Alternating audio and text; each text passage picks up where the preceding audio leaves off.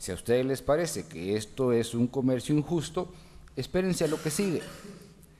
De España importamos 26 millones de dólares y España importó de Centroamérica 3.000 dólares. De manera global, en el 2003, Centroamérica importó libros por un monto total de 115 millones de dólares y exportó 10.5 millones, de los cuales 6.5 correspondieron a exportaciones intrarregionales, es decir, a libros que nos vendimos entre nosotros los centroamericanos. Tan suerte que fuera del mercado regional únicamente mandamos 4 millones de dólares. El documento del CERLALC, yo cito mucho al CERLALC porque supuestamente es un organismo cuya función principal es la promoción del libro y pues obviamente tendría que ser la promoción del libro regional, del libro nacional en América Latina. El documento del CERLALC tampoco alude a la riqueza cultural de Centroamérica ni a la diversidad bibliográfica. La razón es simple. Con el fin de los conflictos armados en los países centroamericanos, quienes no conocen la región y sus múltiples barreras entre países han tendido a verla como un gran mercado, con más de 38 millones de habitantes, ávidos por consumir productos elaborados fuera de la región, y para la industria editorial también. En la actualidad, en Centroamérica hay sucursales de Santillana, McGraw-Hill, Editorial Norma, Fondo de Cultura Económica de México, etc. En los últimos años en Centroamérica se ha venido desarrollando un sólido movimiento editorial, particularmente en Guatemala y Costa Rica, que ha permitido el surgimiento de nuevas editoriales que en algunos casos empiezan a disputarle autores a los sellos extranjeros. En la región es particularmente interesante el caso de Costa Rica, que en el año 2003 concentró más del 40% de los títulos registrados en las oficinas nacionales de ISBN. Ese es de manera muy sucinta el panorama al cual se enfrentan los editores independientes centroamericanos. Aunque de manera aún no articulada en los distintos países de la región, se empieza a generar la necesidad de crear mecanismos que permitan el desarrollo en mejores condiciones de la edición independiente. Un primer esfuerzo fue el realizado en el año 2004 en Tegucigalpa, Honduras, cuando con la realización de la Feria Centroamericana del Libro se proporcionó condiciones muy favorables para la participación de editores independientes de la región. Entre paréntesis, hay que decir que la Feria Centroamericana del Libro surgió como un esfuerzo para promover la circulación del libro centroamericano en Centroamérica. Lo que apuntaba Vivian es una realidad en Centroamérica. Estamos a 4 horas en Guatemala entre Guatemala y San Salvador. Sin embargo, en las librerías de Guatemala no se encuentran libros salvadoreños y en la librería de San Salvador tampoco hay libros guatemaltecos. Sin embargo, en los últimos años, la misma, es decir, la Feria Centroamericana del Libro, ha sido prácticamente copada por los grandes grupos transnacionales.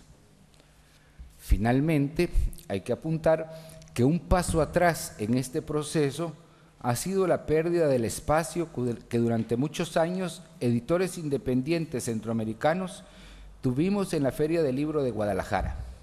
Ahora tal espacio ha sido negociado con las cámaras del libro, igualmente copadas por los sellos editoriales no centroamericanos. Esta es, digamos, una visión muy somera sobre la situación editorial en Centroamérica.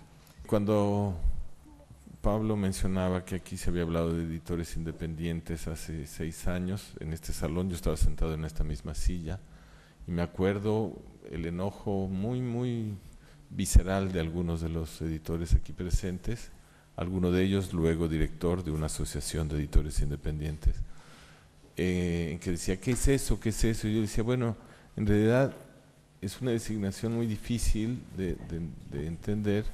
La única editorial realmente independiente es Bertelsmann, la más grande del mundo, porque no tiene que responderle nada a nadie. Sin embargo, la idea de un editor independiente era un poco la idea de un editor que no obedece a políticas centralizadas, a corporativos en otros países, a imposiciones externas a su propia capacidad de decidir. Esto no se necesitaba explicar hace 20, 30 años. Todos los editores eran independientes, no existía esto. Esto es un fenómeno que empieza a tener que decirse cuando en el mundo se empiezan a dar políticas, en el mundo de la edición se empiezan a dar políticas que son las mismas políticas que estamos viendo en el mundo de las compañías telefónicas o de las cadenas de hamburguesas. Es decir, eso es lo que nos empuja a hacer reflexiones que de otro modo no tendríamos por qué hacer. Estaríamos nada más haciendo libros y publicándolos y vendiéndolos y con suerte cobrándolos. Pero esos cambios que se han dado en el mundo en todo este tiempo son los que nos han en buena medida obligado a esto.